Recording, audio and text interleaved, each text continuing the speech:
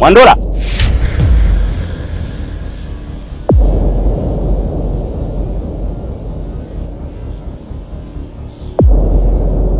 Pole sana Mwandora. Inaonekana ni jinsi gani hujakomaa kwenye dawa. Unashindwa hata kujua dawa ya kumtibia mkeo. Ukiambiwa kana wakubwa hujishughulishi. Rudi nyumbani, mke wako anashapona.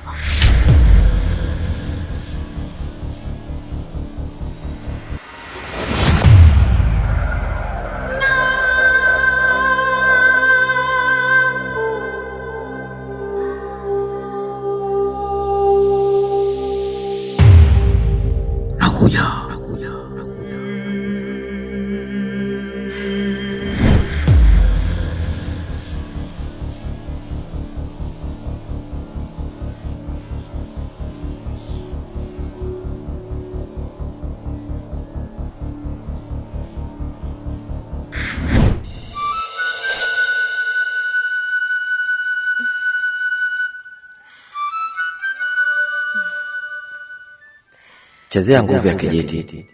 Kwisha habari yako Sandra. Sauda jamani ni kiboko. Nimetafuna tu mwisho siku nimeenda kumwaga goma. Kiulaini. Sasa kilichobaki hapa ni mimi kwenda kupiga hela na maisha mengine kuendelea. Msela nondo kivurugi. Machibi. Mimi nimelizia kuwa nawe mpenzi wangu. Lakini hebu naomba nikuombe kitu. Unaweza kuacha hizo sigara unazovuta?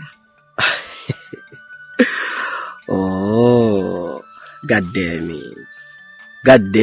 it. Sandra, mapenzi yana nguvu kubwa sana kuliko hata breakdown. Jambo ambalo wewe umeamua, ambalo umesimama kama hakimu kwenye maisha yangu. Kwa nini mimi niendelee kulifanya? Labda kwa nyongeza tu, kwa sababu wewe kama wewe umeamua mimi niache sigara. Basi mimi nitaacha bangi, nitaacha na pombe pia. Kwa kulithibitisha hilo.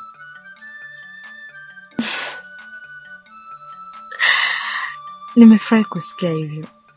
Yaani ni kiasi kwamba unanijali. Ninachokiongea unatekeleza. Kiukweli Mungu kanijalia mwanaume handsome sana katika maisha yangu. Na sijui hata ulikuwa wapi. Nahisi kama umechelewa kuja kwenye maisha yangu. Nakupenda sana Machibi. Hichi kijiti noma. Yaani toka kuzaliwa sijai kusifiwa kwamba mimi ni samboy. Kwa mara ya kwanza naitwa samboy. Wewe dada, hebu jaribu kuwa mkweli. Kwa samboy gani jamani? Ama kweli. Asante sana kijiti.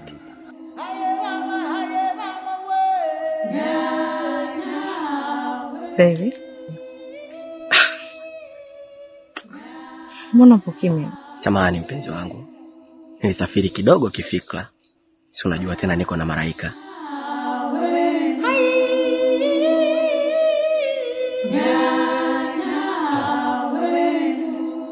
Kiukweli kila nikijitahidi kufumbua mafumbo yako nahisi kushindwa. Na yote ni kwa sababu ya misamiati migumu uliokuwa umeweza kuitumia katika sentensi zako. Pia bado sijasadiki vizuri maneno yako. Tafadhali Tamara, naomba uniambie ukweli. Hakikisho ya maneno yako uliweza kuiongea umeyapata wapi? Mimi Enieni ndugu yako. Usinifiche. Enieni, nilikutana na mama Kabichi. Siku ile nilikuwa na wagewage sana. Hivyo sikuelewa vizuri maneno yako. Lakini kwenye kumbukizi zangu nakumbuka kuwa uliniambia shangazi yangu ni mtu hatari sana. Kivipi yani? Oh. Unataka kujua? Shangazi yako ni mchawi konkodi. Tena sio konkodi tu. Gwiji la hapa Kitale. Ameshika bendera namna ya ameinua juu, bendera ya wachawi. Akisema wachawi simama, wote wanamsikiliza yeye. Na sio kumsikiliza yeye tu. Kamla nyama baba yako. Na sio baba yako peke yako. Amewatafuna wengi sana katika ukoo wenu. Yaani yule shangazi yako hatari kweli. Yaani akisema jua la kesho ulioni kweli hivyo, namaanisha utoboi. Lakini mbona anabisha sana? Na anasema kuwa babangu alikufa kwa shinikizo la damu. Tamara wewe. Kitu isichokijua. Wachawi ni wanajeshi wa kujitegemea. Wana viapo vyao. Yaani hata kama umchome kisu au umlishe makaa ya moto, mchawi hawezi kukwambia akasema eti mimi mchawi. Hata siku moja, huo ni mwiko kwao. Iko ndio kiapo chao namba 1. Alafu sasa, kwa nini ujiulize katika hilo blangata lako hilo? Kwa nini amenitoa enieni kwake na kwenda kuishi naye pale nyumbani kwake? Huyo shangazi yako. Unajua hata mimi nashangaa. Unashangaa? Na bado utashangaa sana. Shangazi yako anataka kumtoa Kikoa enieni ili awe mkubwa katika himaya ya wachawi. Kwa hiyo msipoangalia, enieni anakufa. Anakufa yule. Mama Sala, wewe umejuaje hayo? Ni mambo mazito unajua. Tamara. Ongea na watu vae viatu. Mimi ni zaidi ya binadamu. Mimi ni Zuchu Zuhura, kiboko ya vigagula. Tena nawavisha vikaptula, na wakalisha wachawi wa bara na wapwani. Tamara, na hivyo ulivyonona, muda si mrefu utaliwa nyama. Maana nyama yako ni tamu sana, zaidi ya kitimoto.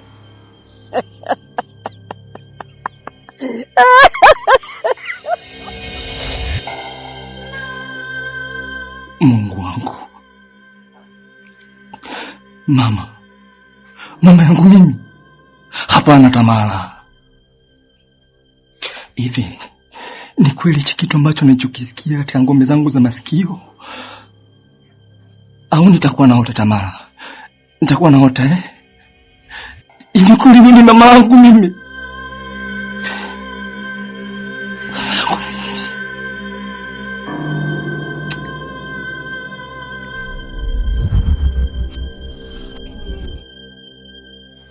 Wekaba.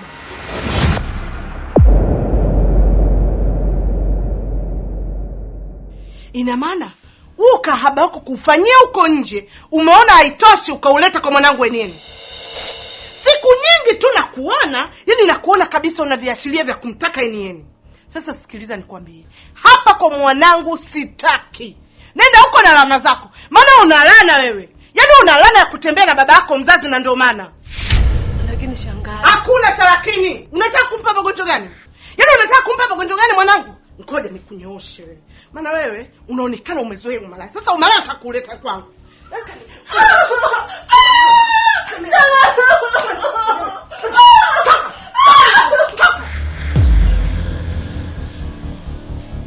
Shezi mkubwa. Naye kazi kujibobotesha. Twende huko.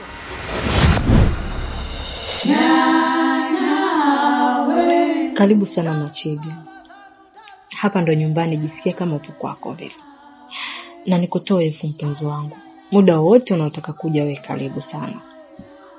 Na pia kama ikitokea ukaleta hiyo barua, basi barua hiyo itakuja kusomewa hapa hapa. Oh, Gademi Sandra. Asante sana kwa kunikaribisha nyumbani kwenu. Nimefurahi kufika hapa, lakini nadhani sio muda sahihi mimi kufika hapa. Tena ukizingatia ni nyumbani kwenu, ndani kwenu, kwenye nyumba ya mama yako. Haipaswi. Itakiwa mimi kutoa hapa nikupeleke wewe nyumbani kwangu, kwa sababu mimi pia na kwangu. Lakini kijaribika kitu, nimefurahi. Nashukuru sana. Ondoa hofu bwana.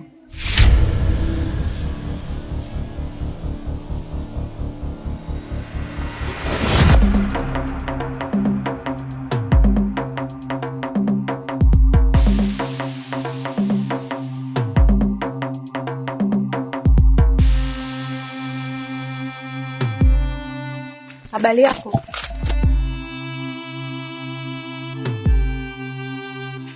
Kande huko. Wewe mama, wewe. Mama, sikiliza nikwambie. Kukaa kwangu kimya usichukulie kama unaniweza. Naomba umuache mume wangu kabla sija kuchukulia hatua za kinizamu. Unasemaje wewe mwenye tumbo kama chogochemba? Huyu yupo kwenye uchunguzi wa mizimu. Tena wewe Suzi, toka uje kwenye maisha ya mwanangu. Umekuja na mikosi. Mwanamke, toka uingie kwenye familia yetu. Shida tupu, hatupati chochote, riziki zote zimefunga. Unanuka shida. Bora mimi nainuka shida kuliko wewe unanuka shena la uchawi. Unafikiri sijui?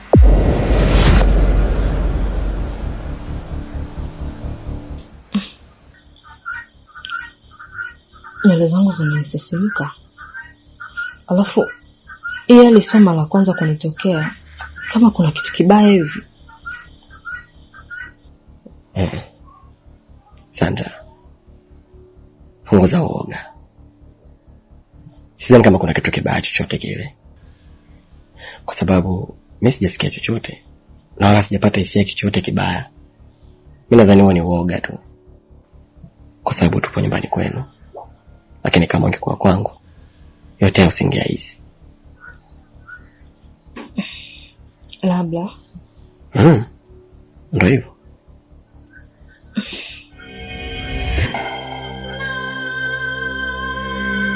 Wembwa, unanitukana mimi wewe? Kima mkubwa wewe.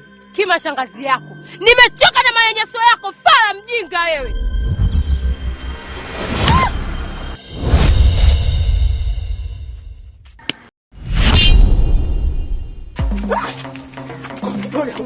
We. Naomba usiniguse.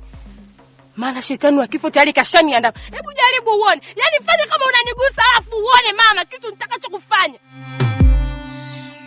Mama, mwache tao. Mama. Mizimu. Kama mlivyotuagiza. Nataka huyu Sara ajinyonge mwenyewe bila mimi kuingiza mkono wangu. Tafadhali naomba huko aliko ataharuki saa hizi ili ajitoe uhai mwenyewe.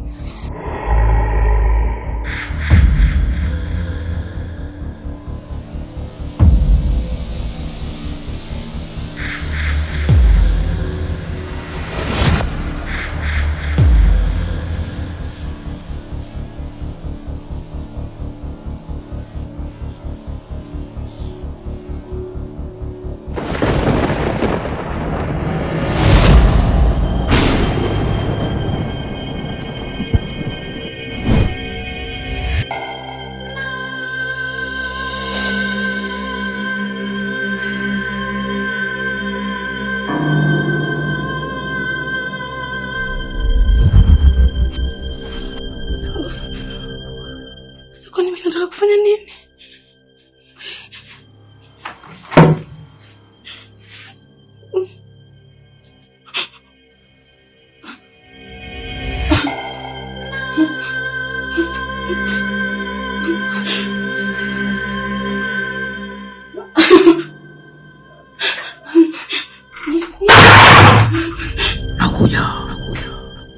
Yaani wewe kazi yako kuniharibia tu mimi mambo basi.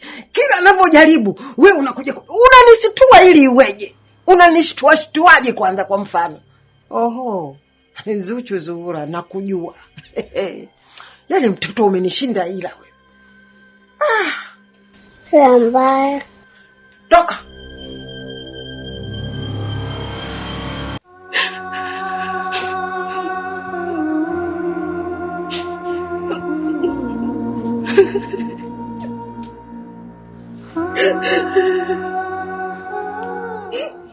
Aufi. Aufi. Sifi. Sifi sana. Sifi kweli. Kweli ni sifi.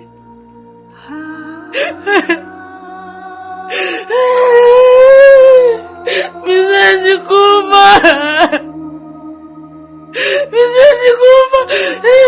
Mimi nijinyonge.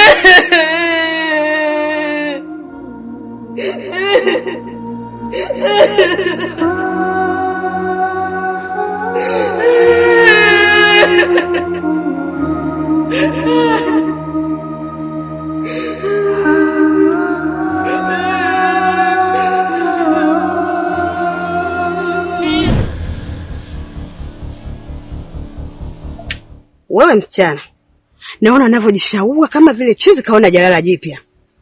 Ipo hivi, umekuja kwenye mji wa watu, basi inatakiwa utulie na ufuate taratibu zote za hapo. Hizo nguo zako ulizonazo hautaki kuishi ukiwa nazo hapa. Naomba uende ukabadilishe sasa hivi. Sijui unanielewa? Tena umekuja kwa mbwembwe kama shangingi wenza wa koloni. Naomba unisikize kwa makini. Hakikisha unafuata maagizo yote kwa uliowakuta. Na kingine, ishi kwa taratibu zetu. Sijui umenielewa msichana? Sijakuelewa. Na wala sitaraji kuelewa kabisa. Kwanza, nyinyi ni washamba. Mimi mtoto wa mjini. Mbaya zaidi, nimewazidi kila kitu. Mtaniambia nini maajuza wangu? Nitaishi hapa kwa kufuata taratibu, misingi na kanuni za mume wangu, tabibu wa moyo wangu, na sio nyinyi vyuma chakavu mlozeeka. Halafu kwa mnatumia nguvu kubwa sana kunielekeza. Aisee, mimi ni mmangu kishenzi yani. Na msidhani kama mtanipelemba mnavyotaka nyinyi. Nitawazingua. Hivi unamsikia anachokiongea? Unamuelewa kweli? Ipo hivi, mimi ndio mke mkubwa wa tabibu mzee Tano. Inabidi uishi kwa taratibu zote na maudhui ya hapa nyumbani. Maana mimi ndio mpangaji wa kila kitu. Sijui unanielewa? Hizo nguo zako ni najisi. Hazitakiwi hapa kwa tabibu mzee Tano. Usijali shemeji yangu. Pokea bila tashwishi yoyote.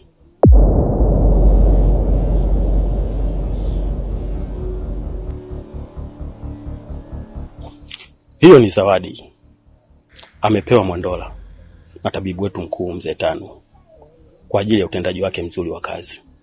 Hata mimi nisiwe mbinafsi, wacha niungane na mtukufu tabibu wangu kuwa Mwandola anastahili sana hii pongezi. Ila mzee Tano amesema ule wewe unaemlisha Mwandola mpaka anakuwa na ufanisi mkubwa.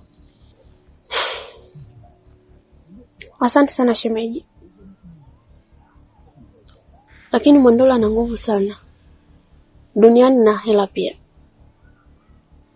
Na ni mjanja wa kutegua mitego inayotegwa. Kwa hiyo kama ni zawadi, heri. Ila kama ni mtego, utakuwa ni mtego wa panya. Asante sana shemeji kwa zawadi. Hivi unatuona sisi tulivyo? Na wewe inabidi ubadilike. Ufuate taratibu na sheria zote za hapa. Nadhani utakuwa ushanielewa. Alafu unatujibu kuni. Ogopa sana kucheza na dule mkuta mawindoni.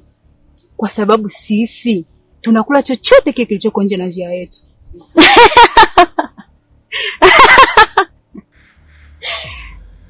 Hilo ni dua la kuku. Kama alimpati mwewe. Eti mke mkubwa. Mke mkubwa chuma chakavu. Wewe ushazeeka.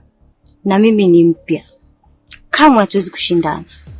Na wewe Sakina, usipojua kuchamba mdomo wako, sidhani kama utaweza kuchamba chooni. Mimi ndo mama mjengo, na mjengoni nilishaingia, na hamna la kufanya. La sivyo, mtaondoka hapa bila usafiri, na nauli itakuwa ni hasira. Msichokijua sasa, napenda sana ugomvi kuliko kula. Hapa mechi ni moja, kila mtu acheze mechi yake.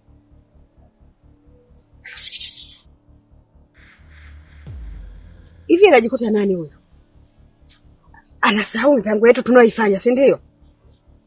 Haki ya Mungu, tutamtanguliza Ahera madukani ili akamsalimie Mariamu huko. Wewe uuliza wote hapa sisi ni akina nani? Kwenda mwana kwenda huko.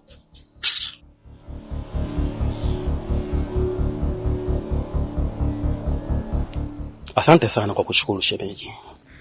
Ila naomba usiwe na wasiwasi na matabibu, kwa sababu tangu tujue kuwa kijana wetu Mwandola anakaribia kupata mtoto, tulikuwa tuna furaha sana. Ama kwa hakika matabibu wote walifurahi na tukajawa na hisia kubwa na hamu ya kumpokea mgeni wetu. Hebu niibie mimi si shemeji yangu. Hiyo mimba yako ina muda gani kwa sasa? Hata mimba ya Yesu iliwindwa sana Ndiyo maana mama yake akatoroshwa kutoka kwao Israeli. Akaja kuzaliwa Afrika, hapo Misri. Shemeji, zingatieni, nitazaa kwa kudra za Mwenyezi Mungu. Na Mungu anampa anayemhitaji yeye. Vipi? Unamjua anayemhitaji Mungu? Eti shemeji.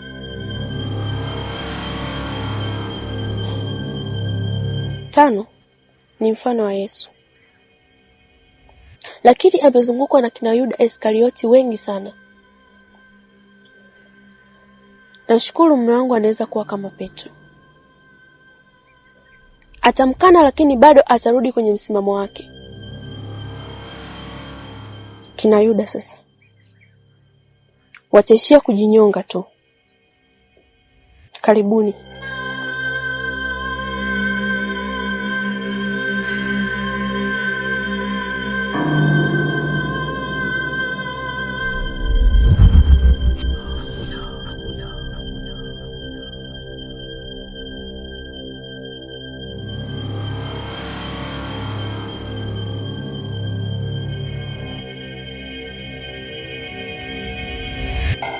Mume wetu tabibu mzee Tano, tumekuita hapa, tuna malalamiko juu ya mke wa tatu. Huyo aliyeletwa na kizigo. Siku hizi amekuwa na kiburi na dharau pia. Na sio dharau tu, bali tumemwambia abadilishe yale mavazi, lakini hajatuelewa kabisa.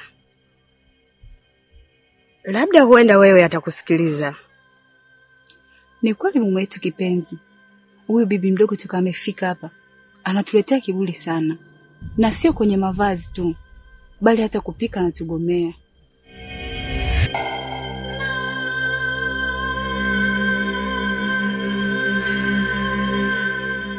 Tabibu wa moyo wangu,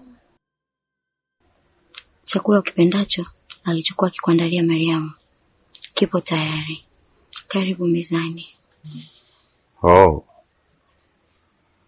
Umefanya jambo jema sana.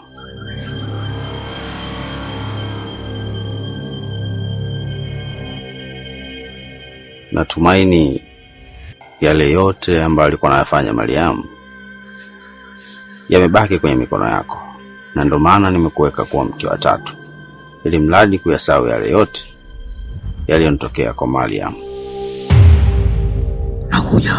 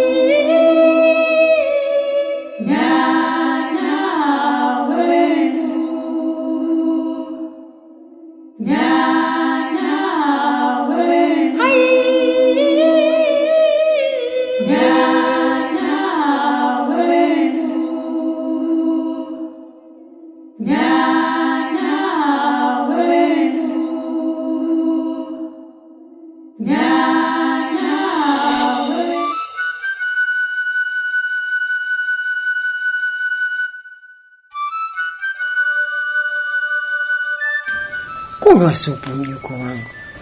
Ndio. Ndio.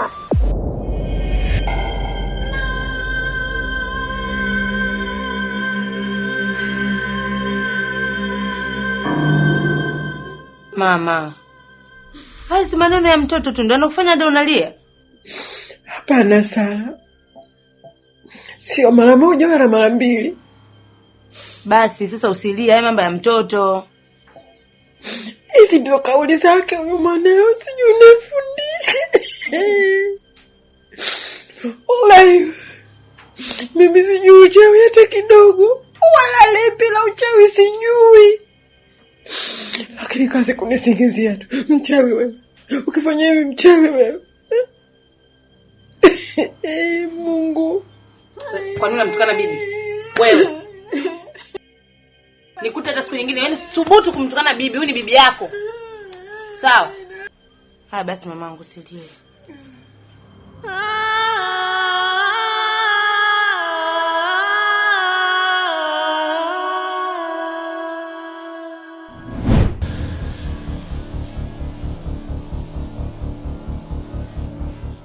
Vava, mimi nina mashaka sana.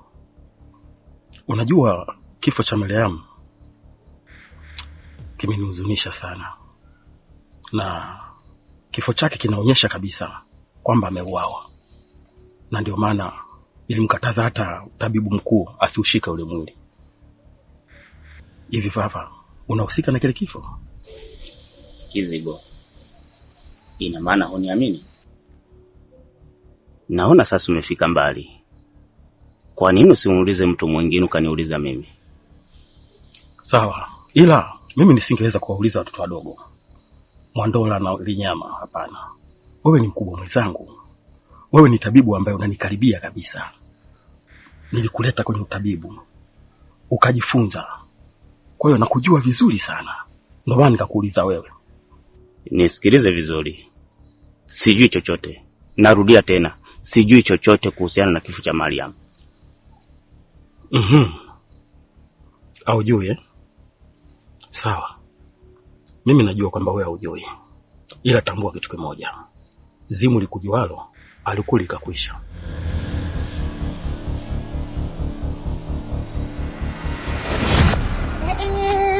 Jamani.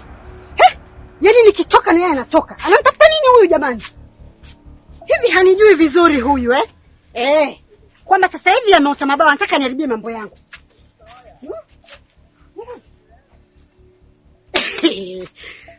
Huyu mbwa hanijui vizuri mimi jamani, Mungu wangu jamani. Anataka niharibie mambo yangu mimi. Kwa nini lakini? Yaani anajikuta nani haswa? Afu nimfungie ndani aje anatoka. Yaani atoke aende huko azurure ili wamuone ili anzalilishe. Afu mambo yangu kupata kiti ya Felix. Malkia.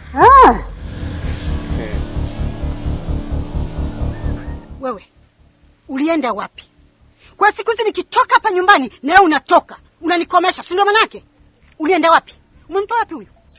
Mimi huyo nimekutana naye huko mabarabarani. Nilivyomuona nikasema hiki si kitu cha Malkia wangu hiki anachokifuga. Nikasema sasa nikichukue nikuletee Malkia wangu, kwa sababu sio vizuri kinavyozurura huko mabarabarani. Ila Malkia, mbona kama sasa hivi umeanza kupoteza umakini wako? Unaruhusu vipi mtu kama huyo akawa anatembea huko? We mwenyewe uko hapa, ujui hata yuko wapi, anafanya nini? Haya, right kama angekutana na wale wapinzani wako, Mama Kabichi na Sailata, unajua nini kingetokea? Au tuseme sawa, wale unawaweza. Shida inapokuja akikutana na wale wazee wa mza kanuni wanaozunguka kijiji kizima hiki kwa kutembea, kama vile wamepoteza nauli au wamepasao majumbani mwao, unajua nini kingetokea? Mimi nikwambie tu Chenga, nikushukuru sana sana, kwa sababu hapa tayari nilishachanganyikiwa, ni akili zilisharuka. Yaani nimefika hapa nyumbani, ninaingia ndani nakuta mtu hayupo. Nilishavuruga. Yaani ulivyonikuta hapa, maana yake kwamba akili ziliruka. Nakushukuru sana. Yaani nakushukuru sana sana sana. Ila huyu nitamalizana naye mimi mwenyewe. Huyo ndo mimi sasa. Ripota wako mtiifu. Na sio ripota tu, ni mtu ambaye anachapa kazi kisawasawa sana. Yaani Malkia wangu, wewe usipate tabu ya kutafuta watu sijui 5,000,000, sijui 6,000,000 wakakusaidie kazi, wakati mimi peke yangu Chenga natosha kufanya kazi hata za watu 6,000,000 tajiri. Sasa tusipoteze muda. Mimi naona tu nikushukuru uende. Kwa sababu unapokaa hapa ni najisikia vibaya, kwa sababu nataka nimkamate. Wewe. Sawa Malkia, mimi kwenda inawezekana, ila kuna ka problem kidogo, sijui unaweza ukakasolve. Vipi leo uko ndani hakuna chochote kitu Malkia? Maana tumbo hapa halieleweki huko ndani, nasikia kuna watu wanacheza kabisa, wanaimba yesa yesa yesa. Unajitambua wewe? Unajielewa? Hebu toka. Pumbavu wewe. Yaani mimi niko busy naangaikia kiti, wewe uko busy kutafuta chakula. Mbona hujitambui? Chenga, kwa nini hujitambui? Una akili gani wewe? Sasa hivi tumeshikwa. Sasa hivi ni mambo kupambania kiti. Mambo ya kula chana nayo. Hebu ondoka. Sasa Malikia, vyakula tu ndo vya kusemana kiasi hiki. Haya Malikia, ubarikiwe. Nenda wana. Tizama kwanza. Afu wewe, lengo lako ni nini hasa kwangu? Kuniharibia? Si ndio maana yake? Nilikwambiaje? Kwa nini natoka na wewe unatoka? Unataka kuniharibia sipate kiti? Unataka kuniharibia sipate kiti na kuuliza? Wewe, nakuuliza mpumbavu wewe. Kwa nini umetoka? Kwa nini umetoka alipotoka? Kwa nini? Kwa nini mpumbavu wewe? Nenda ndani. Yeye unataka kuniharibia? Pumbavu na hauwezi. Na kiti lazima kipambane ni kivo. Wewe.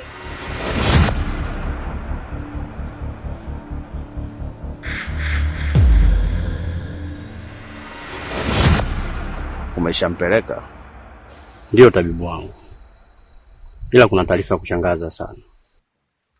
Taarifa ipi hiyo? Kuna Mbona kimya? Wanakuja. Basi funga kinywa chako.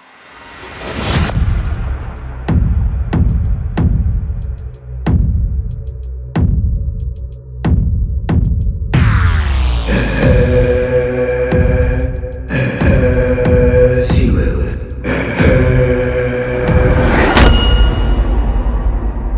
Nakuja mama, nakuja mama, nakuja mama, nakuja mama, nakuja mama, kumtibu nakuja.